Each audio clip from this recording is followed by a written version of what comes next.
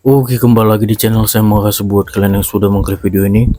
Kali ini kita membahas terkait Roy Suryo dan para CS-CS-nya yang mendatangi UGM untuk berdemo atau berorasi untuk melihat ijazah Pak Jokowi ya, atau membahas terkait keaslian ijazah Pak Jokowi dan mengajak para mahasiswa untuk ikut demo. Bukannya didukung tapi malah dipermalukan. Mereka mahasiswa semua kompak mengusir para pembenci dungu ini ya. Mahasiswa yang pintar tahu mana yang harus didukung ya kan. Kita lihat ya gimana videonya. Sebelum kita ke video, bantu ikuti dulu ini Facebook saya, kalian ke Facebook dan klik nama saya Renaldi SB di pencarian. Tidak tunggu lama, kita ke video langsung, let's go. Banyak sekali kita bongkar dan pasti gempar. Ya, rektor, wakil rektor yang kita temui tadi penipu, mereka penipu. Ya. Jangan lupa ramaikan acara HUT.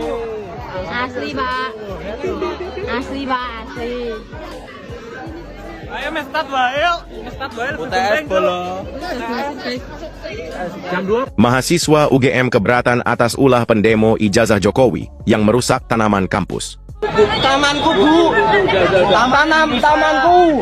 Ayo makan silakan Pak, silakan Pak. Yang nanam aku di belakang aku. Kalian mau ribut nggak? Masih. Marah-marah. Santai Pak, santai. Santai Pak.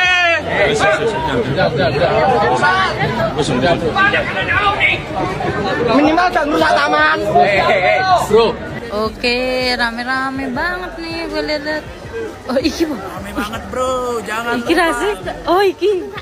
Oh kui. Anjay. Bapak, halo Pak. Anjay, rame banget nih. Walid. Lambe. Walid. Rame banget, Jir. Walid boleh? Tak boleh. Wes iki wis metu. Wis sambung kah? Sambung, wis entuk ijazahe. Puas.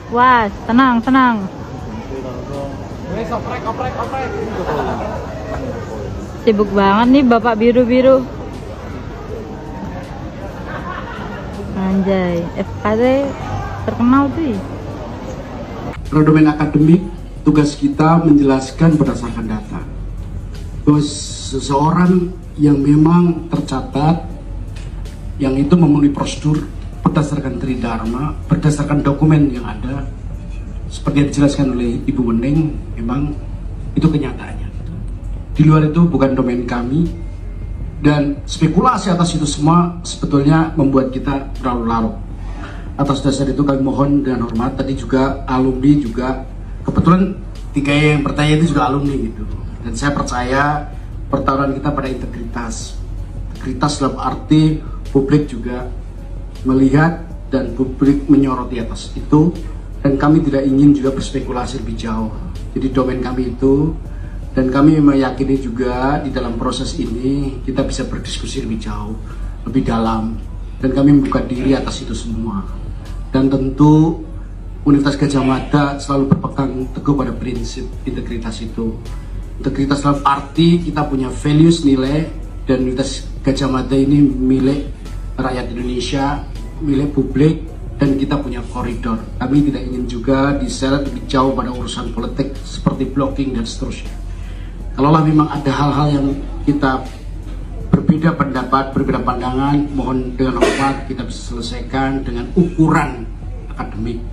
Dan dasar itu kita punya koridor, dan kami juga terima kasih. Misalnya, kalaulah niatan baik untuk melakukan klarifikasi itu terbuka itu, tetapi ada otoritas yang juga memang harus dihormati, sehingga ada entah itu peraturan, entah itu etik dan seterusnya kita harus jaga. Sekali lagi itu poinnya, dan terima kasih dulu. Baik, terima kasih atas kehadiran Bapak Ibu semuanya, wartawan semua. Saya menjelaskan sedikit saja, ini berkaitan dengan teknis, bahwa tadi telah disampaikan oleh Bu WR bahwa seseorang, ya dalam hal ini mahasiswa yang telah terseleksi begitu ya, kemudian masuk mengikuti standar prosedur yang ada di dalam suatu fakultas. Dia mulai mendaftar, kemudian membayar registrasi, membayar SPP, kemudian registrasi, kemudian dia mengikuti kegiatan pendidikan, penelitian maupun pengabdian masyarakat di Universitas Gadjah Mada. Setelah itu maka dia layak untuk diberikan ijazah. Nah, dalam konteks Pak Jokowi ini kami juga memiliki dokumen, dan kami bicara berdasarkan dokumen itu bahwa beliau mulai dari registrasi pendaftaran di UGM sampai menempuh pendidikan, mengambil mata kuliah, kemudian dia KKN, ujian skripsi, kemudian itu dipertahankan di depan penguji, dinyatakan lulus. Akibatnya yang bersangkutan akhirnya kita beri dokumen berupa ijazah. Jadi tentu ijazah ini yang memegang, ijazah asli yang memegang adalah Pak Jokowi. Ya, jadi kami hanya memegang kopiannya saja.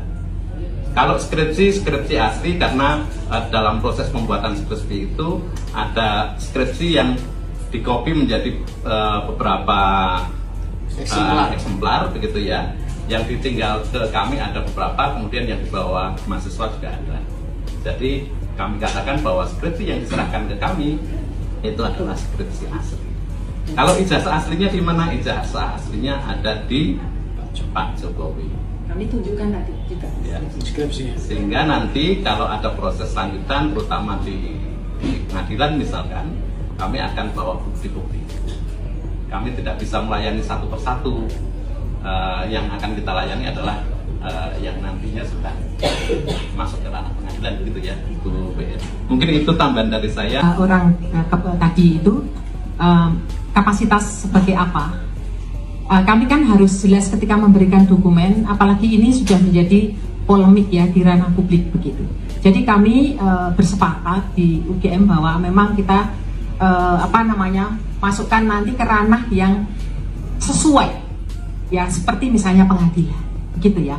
Karena di situ kan ranah formal, ya semua orang bisa melihat, mengetahui apa yang terjadi dan sebagainya. Jadi memang data itu ada semua di kami, ya. Sebagai seorang yang belajar ilmu budaya, kita juga peneliti, melihat itu menjadi penting. Tidak hanya berdasarkan apa kata orang, tapi kami melihat sendiri dokumen-dokumennya, dan nanti ketika di pengadilan kalau itu dibutuhkan akan kami tunjukkan. Ya seperti itu Mas ya. Memang